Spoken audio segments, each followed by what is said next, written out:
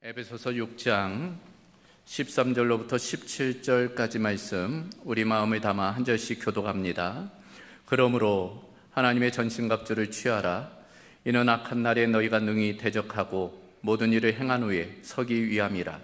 그런즉 서서 진리로 너희 허리띠를 띠고 의에 호신경을 붙이고 평안의 복음이 준비한 것으로 신을 신고 모든 것 위에 믿음의 방패를 가지고 이로써 능히 악한 자의 모든 불화살을 소멸하고 함께 읽습니다. 구원의 투구와 성령의 검 곧 하나님의 말씀을 가지라. 아멘. 자, 6월 첫 주부터 하나님의 전신갑주를 입으라 라는 전체 주제를 가지고 함께 말씀을 나누고 있지요. 오늘 네 번째 시간이네요. 이와 같은 말씀 추상적이지 않고 실제적이며 구체적인 말씀이에요. 그러므로 우리는 이 말씀을 우리의 삶에 적용해야 됩니다. 듣기만 해서는 안 되고 이 말씀을 나의 삶에 구체화한다는 것 중요한 일입니다. 하나님의 전신갑주 그 무기를 하나씩 살펴보고 있는 중에 우리가 이미 두 가지 무기를 살펴보았어요. 먼저는 진리의 허리띠, 그리고 지난주는 의의 호심경이었습니다. 이 진리와 또 의의가 중요하다 말씀을 드렸어요. 진리는 모든 것의 기초입니다. 그래서 사단은 그 기초를 흔드는 거예요. 거짓으로 진리를 무너뜨리려고 하는 것입니다. 진리로 기반한 의의가 중요해요. 거짓된 의의가 아니라, 자기 의의가 아니라 진리로 기반한 십자가의 의의가 중요한 것입니다. 사단은 참소를 통해서 우리의 의의를, 그 갑옷을 뚫으려고 하는 거죠. 그러므로 그런 공격으로부터 우리 자신을 지키는 것 참으로 중요합니다. 어떻게 해서든지 우리가 주님 안에 머무는 거예요. 주님 안에 붙들려 있는 것입니다. 그리고 예수님의 십자가의 의의 옷을 입는 거예요. 그럴 때 사단의 공격을 이겨낼 수 있는 것입니다. 자, 오늘 세 번째 하나님의 전신갑주의 무기를 살펴볼 겁니다. 살펴보기에 앞서서 뭘 해야 될까요? 찬양해야 되겠죠. 서서 진리의 띠를 띠고 오늘 이제 함께 찬양할 텐데 보니까 많이 이제 익숙해지신 것 같아요. 어디에 강조점이 있다고요? 이야, 힘차게 우리 두 번 연속해서 부르겠는데 박수하면서 힘차게 같이 찬양하십시다.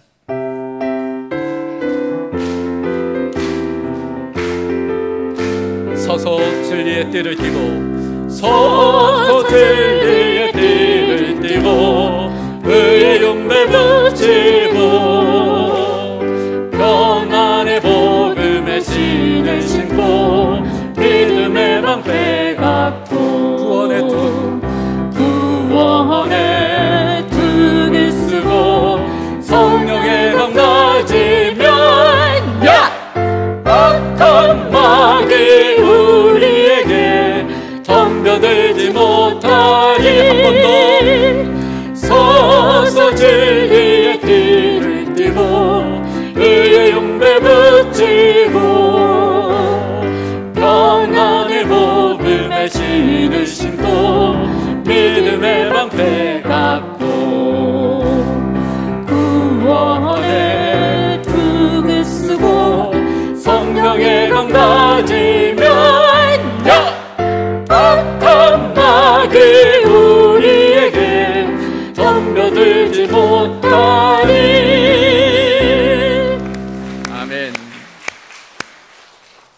일부 예배 때는 맨 뒤에 우리 시아 최시아가 얼마나 이걸 열심히 하든지 2살밖에 되지 않았거든요.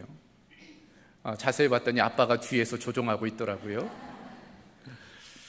자, 오늘 하나님의 전신갑주 중에 세 번째 살펴볼 무기는 평안의 복음의 신입니다. 한번 따라해 보겠습니까? 평안의 복음의 신. 여러분, 발이 중요해요. 발을 가리켜 제2의 심장이라고 부릅니다. 그래서 제가 보니까 우리 어른들이 이 낙상해서 고관절이 골절이 되거나 다리가 골절이 되면 문제예요. 그러면 자리 보존하시다가 돌아가시는 경우가 참 많더라고요. 그래서 어른들은 넘어져서 이제 뼈가 골절되는 것 늘 조심해야 됩니다. 그런 측면에서 이 발이 중요하고 이 발을 보호하는 장비인 이 신발이 참 중요합니다. 로마 군대에 있어서도 그랬어요. 유적 조사에 따라서 가끔씩 로마 군의 그 칼리가라는 신이 발견되는 경우들이 있습니다. 그 형태를 보면은 오늘날의 샌들과 같은 이제 그런 형태이지요. 복원된 모습을 여러분 보고 계시는데 발목까지 오는 그런 샌들 부츠 형태예요. 우리가 보기에는 뭐 별것 없어 보이지만 그러나 이게 참으로 견고하고 튼튼하답니다. 일단은 가죽으로 구성이 됐어요. 그리고 그 바닥은 쇠로 된 징이 박혀 있다고 그래요. 그래서 미끄러지지 않는다는 거예요. 한번 바닥에 발을 붙이면은 견고하게 버틸 수 있다는 것입니다. 고대 싸움은 사실 창과 검으로 하는 보병의 백병전이 많았잖아요. 그러다 보니 뒤로 밀리면 끝나는 거라. 버텨 쓴다는 것이 이 전투에 있어서 매우 중요한 일이었다는 것입니다. 더군다나 비탈 길이나 언덕에서는 이게 뒤로 밀리면은 그러면 압사되는 거예요. 그런 측면에서 이 로마군의 이 칼리가라는 이 신발이 매우 중요했다는 것입니다. 그래서 어떤 역사가는 그렇게 평가했어요. 로마 군대가 그렇게 성공적으로 전투를 수행할 수 있었던 까닭 중 하나는 이 칼리가 때문이다. 이 신발이 견고했기 때문에 가능한 일이었다는 것입니다. 우리 성도들도 그래서 이 신이 중요하다는 거예요. 그리스도 군사인 우리도 이 신을 튼튼하게 갖추어야 된다는 것입니다. 그런데 그 신은 무엇으로 되어져 있는가? 오늘 본문에 따르면 평안의 복음이 준비한 것이라고 되어져 있어요. 쉽게 말하면 평안의 복음의 신이라는 것입니다. 그 신을 신고 우리가 복음을 이제 전해야 된다는 거예요. 그래서 이사야 선지자는 이렇게 이야기한 바가 있어요. 좋은 소식을 전하며 평화를 공포하며 복된 좋은 소식을 가져오며 구원을 공포하며 시온을 향하여 이르기를 내 하나님이 통치하신다 하는 자의 산을 넘는 발이 어찌 그리 아름다운가. 참으로 아름다운 발이 있는데 그 발은 어떤 발인가? 바로 좋은 소식, 곧 복음이죠.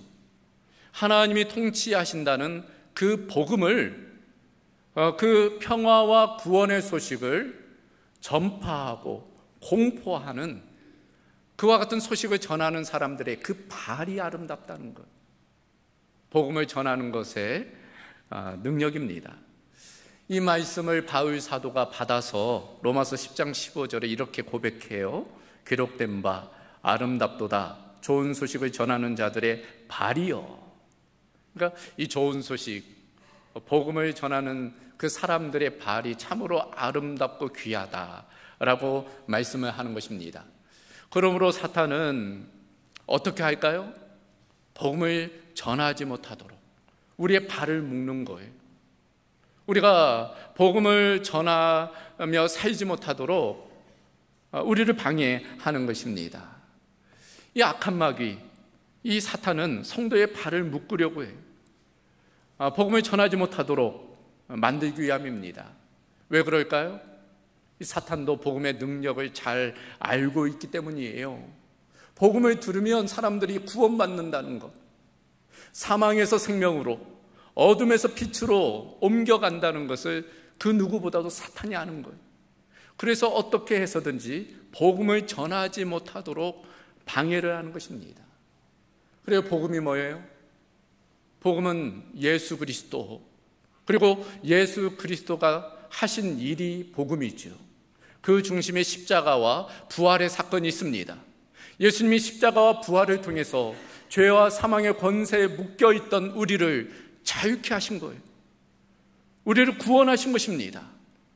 그 사건이, 그 이야기가 바로 복음이에요. 그러므로 사탄은 그 이야기가, 그 소식이 전해지는 것을 싫어하는 거예요. 그래서 어떻게 해서든지 자신이 할 수 있는 최선의 방법으로 복음이 증거되지 않도록 방해를 하는 것입니다. 자, 그렇다면 어떻게 방해할까? 이런 것들을 생각해 볼 수 있어요. 많은 것들이 있지만 대표적인 것 몇 가지 보면은 일단은 두려움이죠. 또는 좌절감입니다. 혹은 분주함이에요. 이런 것들로 우리를 방해하죠. 한 가지씩 좀 더 구체적으로 살펴보면 먼저는 두려움이에요. 사단이 가장 즐겨 쓰는 방법이죠. 가장 효과적으로 쓰는 방법. 그래서 초대교회로부터 지금까지 그리고 앞으로도 사단이 가장 즐겨 쓰는 방법은 두려움을 조장하는 것입니다. 우리를 두렵게 하는 거예요. 어떻게? 핍박함을 통해서, 박해함을 통해서, 고난을 줌을 통해서 두렵게 만드는 거예요. 여러분, 실제로 초대교회를 보면, 사도행전을 통해서 초대교회를 보면은 예배한다고 해서 박해하지 않았어요. 구제한다고 해서 핍박하지 않았습니다. 어느 때 박해가 있었을까요? 복음을 전할 때, 예수님을 증거할 때, 예수님의 십자가와 부활을 증거할 때, 복음을 선포할 때, 그때 박해가 있었어요. 복음을 전하지 못하도록 핍박을 했습니다. 두려움을 부여했어요. 그때뿐 아니에요. 지금도 마찬가지죠. 그때로부터 지금까지, 초대교회로부터 지금까지 2000년 기독교 역사 가운데 이 사단은 수많은 방법을 통해서 우리에게 두려움을 조장해, 박해하고 핍박하고 특별히 순교에까지도, 죽음에까지도 우리를 이르게 하는 것입니다. 사실 지금도 세계 곳곳에는 그런 핍박이 있어서 순교하는 일이 있는 것입니다. 여러분, 우리나라는 어떨까요? 오늘날 우리 대한민국 이런 핍박이 있을까요? 겉으로는 없어요. 요새 예수 믿는다고 죽이는 일은 없잖아요. 그러나 그 이면에는 가시적으로는 그런 핍박이나 그런 고난이 없지만, 그러나 여전히 암묵적으로는 핍박이 있는 거예요. 손해가 있어요. 가정에서도 그렇고 직장에서도 그렇고 사회에서도 마찬가지입니다. 예수 믿는다는 것 그 하나만으로 많은 불이익을 당할 때가 있어요. 손해를 당하는 일이 있는 것입니다. 특별히 복음을 전하다 보면은 공격이 있어요. 곱지 않은 시선으로 보는 것입니다. 그런 것들이 우리를 두렵게 해요. 위축시키는 것입니다. 그러다 보면 어느 순간 복음을 전하는 것을 하지 아니하고 그저 익명의 그리스도인으로 살아가는 경우가 있는 것입니다. 사단의 전략, 그 전술에 넘어가는, 사단의 방해, 두려움을 조장하는 거죠. 혹은 좌절감을 가져다 줄 때가 있어요. 우리한테 이야기하는 거죠. 네가 그렇게 복음을 전한다고 누가 믿기나 하겠느냐? 세상이 변화되겠어? 해봐서 알잖아. 안 돼. 네가 그렇게 복음 전한다고 사람 변하지 않아. 그런 마음들을 두는 거예요. 그리고 실제 하다 보면 잘 되지 않는 때가 있잖아요. 한두 번의 실패로 인해서 좌절감, 낙심, 이런 것들이 들어오게 되는 것입니다. 결국 낭망에서 포기하도록 만드는 거죠. 사단의 방법입니다. 혹은 이런 것도 있어요. 분주함입니다. 삶을 바쁘게 만드는 거예요. 분주하게 만드는 거예요. 마음은 복음을 전해야지 하면서도 일을 하다 보면은 결국 복음을 전하지 못하게 되는 그런 경우가 있는 것입니다. 소위 우선순위의 문제 있지요. 이것도 사단의 전략에 넘어가는 거예요. 그래서 여러분, C.S. 루이스의 스크루테이프의 편지라는 책을 제가 소개한 바가 있죠. 이 악마가 우리를 꿰는 방법에 대한 내용들인데 거기에 이런 내용이 나와요. 사람을 이렇게 유혹하라는 거예요. 어떻게 하는가 하면은 우리로 하여금 무언가를 계획하게 하라는 거예요. 그것도 좋은 계획을 하도록 도와주라는 거예요. 그러나 그것을 내일 하도록 하라는 거예요. 내일 해. 오늘 말고 내일 해. 내일로 미루다 보면 결국 하지 못하게 된다는 것입니다. 이것이 사단의 전략이라는 거예요. 그래서 많은 경우 그 전략에 넘어가는 거죠. 너무 바빠가지고 하지 못한다는 거예요. 바빠서 기도도 못하고, 바빠서 말씀도 못 읽고, 바빠서 예배도 못하고, 바빠서 전도도 못하고. 가장 나쁜 변명이 시간이 없어서예요. 사실 정말 시간이 없을까요? 그렇지 않아요. 그 시간을 다른 데 쓰기 때문입니다. 그래서 여러분, 성공하는 사람들의 7가지 습관이라는 책이 있잖아요. 성공하는 사람들을 조사해 보니까 7가지 공통된 습관이 있다는 거예요. 그 첫 번째가 뭡니까? 소중한 것들을 먼저 하라. 중요한 것을 먼저 해야 된다는 것입니다. 그래서 일에 있어서는 중요한 일도 있고 급한 일도 있고 하는데, 성공하지 못하는 사람들은 이 급하진 않은 일에, 중요하지 않은 일에, 급한 일에 시간을 쓰다 보니까 정작 중요한 일에는 시간을 쓰지 못한다는 거예요. 그래서 그 책에 보면은 이런 내용이 나오잖아요. 하버드대 교수의 신입생을 향한 퍼포먼스입니다. 신입생이 오면은 첫 시간에 투명한 어항을 가져다가 그곳에 큰 돌들을 집어넣는다는 거예요. 그리고 질문합니다. 이 어항이 다 찼습니까? 그러면 모든 학생들이 다 찼습니다 라고 대답해요. 그러면 아무 말 하지 않고 그곳에 작은 자가이들을 집어넣는 거예요. 그러면 그 큰 돌 사이에 작은 자가이들이 들어가는 거예요. 다시 묻습니다. 다 찼습니까? 그러면 한 반수만 예 그렇습니다 라고 대답해요. 그러면 이번에는 모래를 집어넣는 거예요. 그러면 또 구석구석 모래가 들어가요. 다 찼습니까? 아무도 대답하지 못해요. 그때 물을 또 집어넣는 것입니다. 묻습니다. 여러분, 이것을 통해서 무엇을 깨달았습니까? 이런저런 이야기가 나와요. 그 중에 어떤 학생이 이렇게 대답합니다. 어떻게 해서든지 최선을 다하면 못할 일이 없다. 비집고 들어가면 못할 일이 없다. 교수가 뭐라고 대답하죠? 그게 아닙니다. 이것의 교훈은 우선순위의 문제입니다. 만약 거꾸로 했다면 모래부터 넣고 작은 자가에 넣고 큰 돌을 넣었다면 이곳에 이만큼의 그 돌과 자가를 넣을 수가 없습니다. 우선순위의 문제입니다. 인생에 있어서 중요한 것을 먼저 해야 된다는 그 지혜를 가르친 것인 거지요. 우리도 마찬가지예요. 일에 있어서는 중요한 일, 바쁜 일이 있어요. 그것을 조합해 보면 중요하고 급한 일, 중요하지만 급하지 않은 일, 중요하지 않지만 급한 일, 중요하지도 않고 급하지도 않은 일, 4가지 종류의 일로 나뉘게 돼요. 여러분, 많은 사람들이 어떤 일에 시간을 허비할까요? 중요하지 않은데 급한 일에 시간 대부분을 쓴다는 거예요. 그러다 보니 정작 중요한 일을 하지 못한다는 겁니다. 성공한 사람들, 지혜로운 사람은 급하지는 않지만 중요한 일에 시간을 투자한다는 거예요. 미리 중요한 일에 시간과 열정과 에너지를 투자한다는 것입니다. 그러면 급한 일도 안 생긴다는 거예요. 삶의 지혜입니다. 사단은 자꾸만 급한 일을 만들어요. 그래서 정작 우리가 해야 할 일을 하지 못하도록 우리를 유혹하는 거예요. 그런 사단의 전략에 넘어가서는 안 되는 것입니다.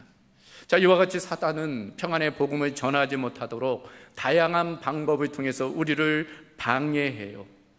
어떻게 해야 될까요? 그 방해를 우리는 극복해야 됩니다. 그러기 위해서는 용기가 필요해요. 말씀드렸다시피 그런 사단의 공격, 핍박, 유혹, 때로는 좌절감, 분주함, 이런 것들을 이겨내기 위해서는 용기가 필요해요. 여러분, 용기가 뭘까요? 용기는 두려움이 없는 게 아니에요. 좌절이 없는 게 아닙니다. 그것을 이겨내는 게 용기예요. 그럼에도 불구하고 맞서 이겨내는 것, 그게 바로 용기입니다. 그러므로 사단의 그런 방해를 우리는 그럼에도 불구하고 용기 있게 이겨내야 됩니다. 그러기 위해서는 2가지가 필요해요. 먼저는 평안의 복음을 누리는 것입니다. 여러분, 이 평안의 복음에 관한 내용을 이야기할 때 늘상 우리는 전하는 데 초점이 맞추어질 때가 있어요. 복음을 전하는 것, 그러나 우선해서 무엇이 필요할까요? 그 복음을 먼저 우리가 누려야 돼요. 우리가 예수님의 그 은혜로 충만해야 됩니다. 평안의 복음의 능력으로 우리가 충만해야 돼요. 그래야지 그것이 자연스럽게 흘러갈 수 있는 것입니다. 내가 누리지도 못하는 복음을 어떻게 전할 수가 있어요? 먼저 내가 누려야 돼요. 내가 마음껏 그 은혜를 누려야 됩니다. 한마디로 예수님으로 충만해야 돼요. 십자가의 그 은혜와 부활의 능력으로 충만해야 돼요. 그럴 때만이 전할 수 있는 것입니다. 그렇잖아요. 맛집 가면 누가 시키지도 않아도 주변 사람들에게 자랑해요. 이야기합니다. 거기 한번 가보라고. 거기 정말 맛있다고. 줄 서서 먹는 데라고. 여러분, 외국 멋진 관광지 가면 어떻게 합니까? 갔다 와가지고 자랑하잖아요. 거기 갔더니 참 대단하더라. 너도 한번 가봐라. 누가 시킨 거 아니에요. 그럼에도 우러나서 하는 겁니다. 왜요? 감동이 있기 때문에, 경험이 있기 때문에. 왜 우리가 복음을 전하지 못할까? 우리가 그 예수 복음의 그 능력을 경험하지 못하기 때문에, 누리지 못하기 때문입니다. 그런 측면에서 우리가 예수님 안에 있는 그 복음의 능력을 경험해야 돼요. 가짜 복음이 아닌, 가짜 평안이 아닌 예수님 안에 있는 진정한 평안과 그 복음을 우리가 누려야 되는 것입니다. 그래요. 세상이 줄 수 없는 평안을 우리 예수님이 주시잖아요. 예수님이 이렇게 말씀하셨습니다. 평안을 너희에게 끼치노니 곧 나의 평안을 너희에게 주노라. 내가 너희에게 주는 것은 세상이 주는 것과 같지 아니하니라. 세상이 알 수도 없고 세상이 줄 수도 없는 참된 평안, 그 평안을 우리 주님께서 우리에게 주십니다. 우리는 그 은혜를 누려야 돼요. 그 은혜 가운데 거해야 되는 것입니다. 그럴 때 앞서 살펴본 그 사단의 방해, 두려움이나 좌절감이나 분주함이나 이 모든 것들을 이기고 우리가 복음으로 살아갈 수 있는 것입니다. 먼저는 평안의 복음을 누려야 돼요. 그리고 나서 어떻게 해야 될까요? 평안의 복음을 전해야 됩니다. 내가 누린 그 은혜와 그 축복을 나누는 거예요. 자, 이때 우리가 세 가지를 한번 생각해 볼 필요가 있어요. 그 평안의 복음의 내용, 그리고 그 복음을 전하는 방법, 그리고 그 복음을 전하는 주체, 세 가지를 한번 생각해 봐야 됩니다. 먼저 첫 번째, 평안의 복음의 내용입니다. 무엇을 전할 것인가? 복음의 내용이에요. 우리가 잘못하면 잘못된 복음, 가짜 복음을 전할 수 있어요. 우리도 세상의 가치나 이런 잘못된 복음을 전할 수 있습니다. 이를테면 이런 거죠. 예수 믿으면 건강해진다. 예수 믿으면 물질적으로 복을 받는다. 예수 믿으면 자녀들이 잘 된다. 물론 우리가 예수님을 잘 믿으면 그런 복들이 부수적으로 따라오기도 해요. 그러나 그게 복음의 핵심이 아니잖아요. 그것은 복음의 내용이 아닙니다. 복음은 예수 그리스도, 그리고 예수 그리스도가 이루신 일이에요. 그게 복음입니다. 우리가 전할 복음의 내용이. 사실 이 에베소서, 하나님의 점심과 주에 대한 내용이 쓰인 이 에베소서, 이 바울이 살던 이 시대, 로마가 세계를 지배하던 시대이죠. 헬레니즘 문화의 시대입니다. 헬라의 문화와 종교와 그 관습들이 세계를 지배하던 시대, 팍스 로마나 로마의 평화 시대였어요. 세속적인 가치가 지배하던, 성공의 신화가 지배하던 그 시대, 팍스 로마나 로마의 평화 시대. 그러나 그 이면에는 폭력이 있고 음란이 있고 모든 부정과 부패와 도덕적인 타락이 만연하던 시대, 그 시대가 바로 이 시대였던 것입니다. 세속주의가 넘쳐나던 시대예요. 자유라는 이름으로 방종에 빠져 살던 사람들의 시대예요. 그런가 하면 한편으로는 이 유대인들은 이 율법 또 관습에 따라 살아가던 시대입니다. 그 율법과 관습이 자신들을 구원해 줄 거라고 생각하며 살던 시대예요. 그런 시대 앞에 예수님은 제3의 길을 제시하는 거예요. 세속주의와 율법주의, 도덕주의 그 사이에 제3의 길, 평안의 복음의 길을 예수님이 제시하는 것입니다. 그래서 마태복음 11장에 보면 예수님이 이렇게 말씀하세요. 수고하고 무거운 짐진 자들아 다 내게로 오라. 여기 수고하고 라고 할 때 이것은 자의적인 짐을 의미합니다. 스스로 짊어지게 된 짐이에요. 그러니까 자유라는 이름으로 방종에 빠지다 보면 죄를 짓게 되죠. 그런 것들이 양심의 가책으로 무거운 짐으로 다가오게 되는 거예요. 반면 무거운 짐, 이것은 타의적인 짐이, 다른 사람이 부과한 짐입니다. 율법이죠. 도덕입니다. 어떤 관습이에요. 이런 것으로 인해서 무거운 짐을 지는 우리 인생을 향해 예수님이 말씀하시는 거예요. 너희 자의적인 짐과 타의적인 짐으로 고생하는 너희들아 내게로 오라. 내가 너희를 쉬게 하리라. 나는 마음이 온유하고 겸손하니 나의 멍에를 메고 내게 배우라. 그리하면 너희 마음이 쉼을 얻으니 이는 내 멍에는 쉽고 내 짐은 가벼움이라. 세속주의, 반율법주의죠. 율법주의. 이 두 길 사이에서 예수님은 제3의 길, 복음의 길을 제시하신 것입니다. 여러분, 이 세속주의, 반율법주의와 율법주의가 전혀 다른 것처럼 보이지만 그러나 그 뿌리는 같아요. 하나님에 대한 태도와 관련되어 있기 때문입니다. 하나님 없이 나 자신이 주인된 삶, 그것이 그 중심에 있기 때문이에요. 그래서 어느 신학자가 그렇게 이야기했습니다. 이 반율법주의와 율법주의는 같은 배에서 나온 이란성 쌍둥이다. 겉은 다르지만 속은 같다는 거예요. DNA는 같다는 것입니다. 두 가지 모두 하나님에 대한 태도가 잘못됐기 때문이, 마치 예레미야 선지자가 이야기한 것처럼 이 백성이 두 가지 악을 내게 행하였나니 하나는 나를 버린 것과 스스로 웅덩이를 판 것인데 그 웅덩이는 터진 웅덩이라. 하나님을 떠나 스스로 웅덩이를 팠지만 터진 웅덩이라. 고나고 불안하고 두려움 가운데 살아가는 것, 하나님 없는 인생의 모습입니다. 그런 인생을 향해 우리 주님이 찾아오신 거예요. 그리고 하나님께 나아갈 수 있는 산길을 열어주신 것입니다. 그것이 평안의 복음의 길이. 그래서 우리는 바로 그 복음을 전하는 거예요. 예수님만이 참 평안이다. 예수님만이 참 자유다. 예수님만이 온전한 구원이다 라는 것을 전하는 것입니다. 우리가 전해야 할 복음의 내용, 바로 예수 그리스도이십니다. 자, 그렇다면 어떻게 전해야 할까요?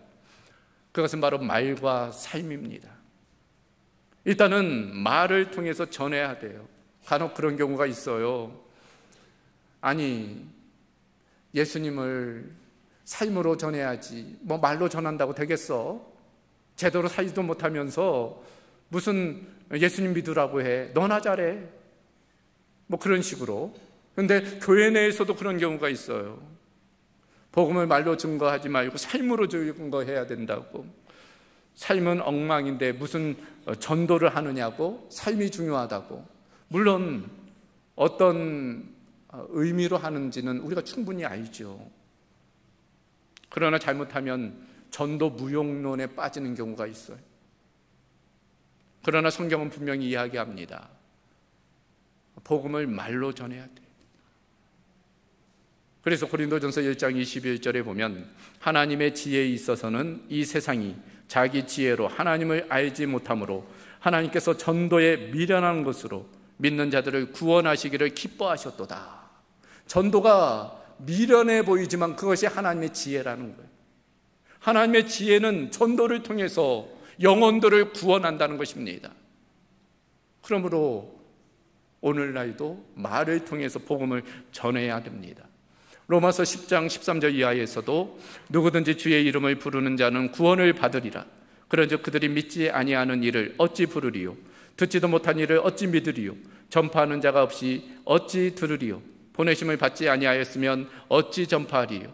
기록된 바 아름답도다. 좋은 소식을 전하는 자들의 발이함과 같으니라. 그러므로 믿음은 들음에서 나며 들음은 그리스도의 말씀으로 말미암았느니라. 이게 무슨 말씀이에요? 구원은 주님의 이름을 부를 때 구원을 얻는다는 거예요. 그런데 주님을 부르기 위해서는 믿음이 필요하다는 거예요. 그런데 그 믿음은 말씀을 들을 때 생겨난다는 것입니다. 그런데 누군가 전해야지 말씀을 듣는 것 아니냐는 그 내용이에요. 그러니까 누군가 복음을 전해야지 그것을 듣고 믿음이 생겨 주님을 찾고 주님을 만나게 되는 거예요. 일의 순서입니다. 그런 측면에서 복음을 말로 전하는 것이 중요합니다. 그리고 나서 동시에 더불어서 복음을 삶으로 전해야 돼요. 그래요. 삶이 중요하잖아요. 여러분, 우리 자신이 전도지입니다. 우리 자신이, 우리 성도가 전도지. 많은 세상 사람들이 우리를 통해 하나님을 보기 때문입니다. 그래서 예수님 뭐라고 말씀하셨어요? 산상수훈 마태복음 5장에 우리를 가리켜 너희는 세상의 소금과 빛이라 말씀하시면서 이렇게 말씀합니다. 이같이 너희 빛이 사람 앞에 비치게 하여 그들로 너희 착한 행실을 보고 하늘에 계신 너희 아버지께 영광을 돌리게 하라. 무엇을 보고요? 너희의 착한 행실을 보고. 우리가 하는 모든 행동이 영향력이 된다는 것, 그걸 통해 세상 사람들이 하나님께 영광을 돌리게 된다는 것입니다. 말만 아니라 삶을 통해서 복음을 전해야 하는 것입니다. 자, 마지막으로, 그렇다면 누가 복음을 전해야 될까? 누구일까요? 내가 전해야 돼. 우리가 전해야 됩니다. 이 목사만 전해야 되고 김 장로가 전해야 되고 나를 뺀 나머지가 전하는 게 아니라 나를 포함한 모든 사람이 복음을 전해야 됩니다. 예수님이 이렇게 말씀하셨어요. 승천하시기 전에 그 제자들에게 이렇게 말씀하셨습니다. 하늘과 땅의 모든 권세를 내게 주셨으니 그러므로 너희는 가서 모든 민족의 제자로 삼아 아버지와 아들과 성령의 이름으로 세례를 베풀고 내가 너희에게 분부한 모든 것을 가르쳐 지키게 하라. 너희는 가서, 너희가 누구예요? 제자들이고 바로 우리예요. 사도행전 1장 8절에도 마찬가지죠. 오직 성령이 너희에게 임하시면 너희가 권능을 받고 예루살렘과 온 유대와 사마리아와 땅끝까지 이르러 내 증인이 되리라. 증인은 목격자가 증인이 됩니다.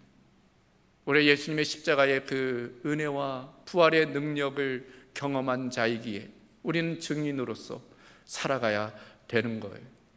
그래서 고린도전서 9장 16절 보면 내가 복음을 전할지라도 자랑할 것이 없음은 내가 부득불할 일임이라. 만일 복음을 전하지 아니하면 내게 화가 있을 것이로다. 여기 보면 내가 부득불할 일입니다 라고 되어 있어요. 부득불, 당연히 해야 된다는 거예요. 이건 설명하고 그럴 필요가 없다는 것입니다. 복음을 전하는 일은 너무나 당연한 일. 만약 전하지 않으면 내게 화가 미칠 수 있다라고 말씀하고 있어요. 그래요. 정말 그런 것 같아요. 여러분, 복음을 전하는 일, 다른 사람의 생명을 구원하는 일이잖아요. 그래서 중요합니다. 그러나 동시에 누구를 살리는 일일까요? 나를 살리는 일이. 복음을 전할 때 내가 살아납니다. 여러분, 사해와 갈릴리의 차이점 아시죠? 사해 죽음의 바다예요. 갈릴리 생명의 바다입니다. 차이점은 단 한 가지예요. 사해는 받기만 해. 갈릴리는 받은 것을 흘려보냅니다. 여러분, 은혜도 받기만 하면 독이 돼요. 은혜를 받기만 하면은 독이 됩니다. 교만케 되고 방탕케 돼요. 흘려보내야 됩니다. 복음도 마찬가지예요. 내가 복음을 받았다면 그걸 흘려보내야 돼. 그것이 나를 살리는 일입니다. 그래서 그런 이야기 있잖아요. 우유를 먹는 사람보다 우유를 배달하는 사람이 더 건강하다고. 실제로 전도하는 사람, 선교하는 교회는 교회가 건강해요. 왜 교회가, 개인이 무능해질까? 복음을 전하지 않기 때문입니다. 복음을 전하면 어떤 어려움과 시험 가운데에서도 넘어지지 않고 이겨내. 복음을 전할 때 우리의 믿음에 확신이 생깁니다. 복음을 전할 때 천국에 대한 소망이 굳건해져요. 복음을 전할 때 예수님에 대한 사랑이 깊어지는 것. 내가 사는 비결, 바로 복음을 전하는 일입니다. 그래서 평안의 복음을 전하는 그 발이 아름답다 이야기하는 것입니다. 우리 모두가 이와 같은 복음 전하는 일에 무장하고 그 은혜를 누리고 또 나누며 살아가야 될 줄로 믿습니다. 평안의 복음의 신을 신고 예수 그리스도의 그 놀라우신 은혜를 누리며 또 전하는 은혜가 우리 모두 가운데 있기를 주님의 이름으로 소망합니다. 하나님 감사합니다. 오늘 하나님의 전신갑주 세 번째 평안의 복음의 신에 대해 함께 살펴보게 하심을 감사합니다. 들은 말씀 그저 귀로만 듣지 아니하게 하시고 마음으로 믿음으로 듣게 하시고 또 삶으로 살아내도록 함께하여 주시옵소서. 우리 모든 성도들마다 예수 그리스도의 그 평안의 복음으로 충만케 하여 주시고 그 충만한 은혜를 또 나누며 살아가는 기쁨이 있게 하여 주시옵소서. 예수 그리스도의 이름으로 기도하옵나이다. 아멘.